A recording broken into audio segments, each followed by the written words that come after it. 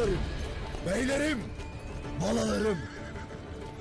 Nice demdir düşman azgınlaştı, ihanet zalimleşti. Dost bildiklerimiz sessizleşti. Ne gam, ne keder, ne hüzün.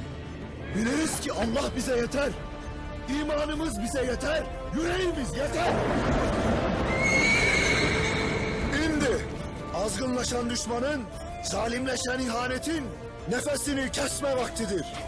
Şimdi şehadet şerbeti içmenin, destanlar yazmanın vaktidir. Şimdi milletimizin ikbali için devlet olma vaktidir. Benimle birlikte devlet olmaya var mısınız? Kuruluş Osman. Yakında ATV'de.